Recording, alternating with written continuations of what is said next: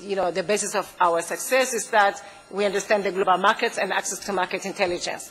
And I think this is very important, especially for those dealing with the developing countries. When we insist about education and technology, I think that the understanding of the global market and access to market intelligence is linked to the fact that my background, I come from a higher education background, and the experience, and that makes you self-confident as a woman to be able to dare to go into big business that is traditionally reserved for men. I invested a lot in my women and my workers, and the background of my workers is that most of them are between 20 and 25, so when the genocide came, they were like 10 years and then they drop out from the genocide, so the school drop out. So it's very important that we give them hope. To give them a job is to give them hope and to give them a dignity and give them a sense of worth that is, they survived for something, for some reason. Otherwise they'll be on the streets. 60,000 people died on that farm. That's why we say we're growing roses on the ashes of genocide, where she's standing, in that area. So for us, it's a symbol to see that something so bad had happened to Rwanda and something so nice can come out of it. So it's the story behind the Rwanda Flora. Thank you very much.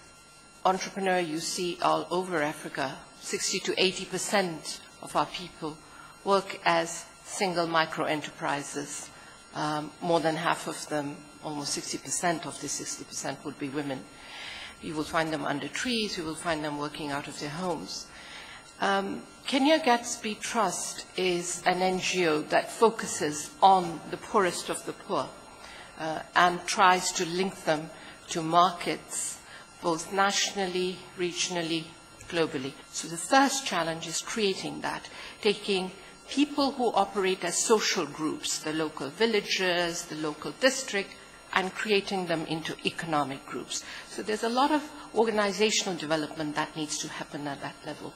And for that, there is need for subsidy. You cannot charge them fees at this point. We do charge them later to come together as groups and to learn to operate as groups.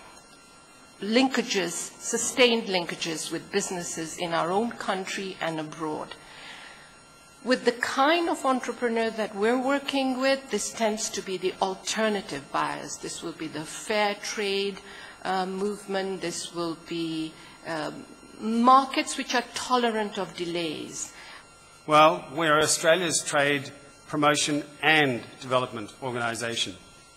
We are a national government agency existing within the portfolio of the Department of Foreign Affairs and Trade.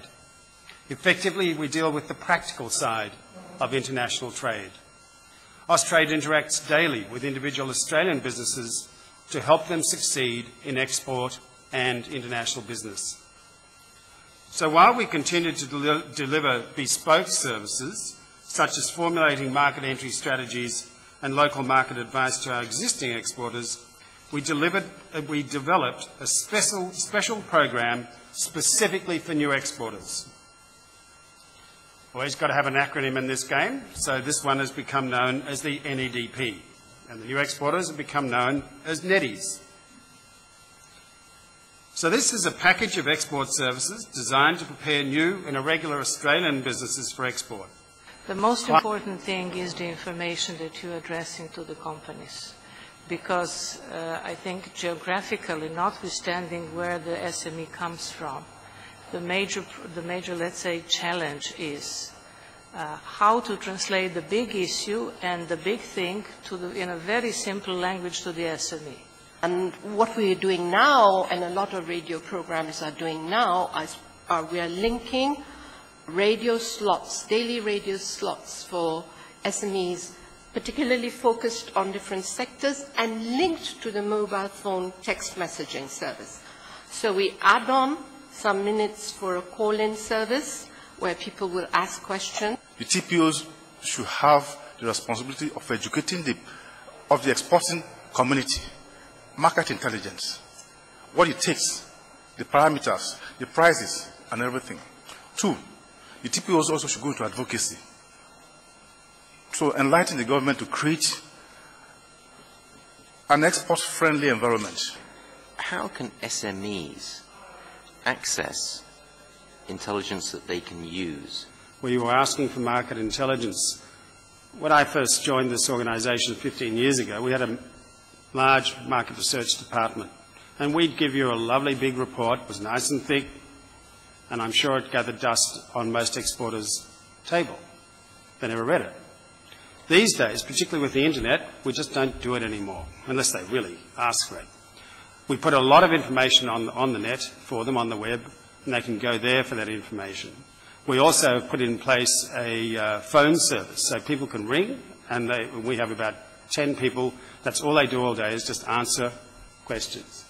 So we've got that to provide for them as well. But back to this one-to-one, we literally have advisors that have a compact with that client and work with that client as to what is their needs, and then go out and find markets for them.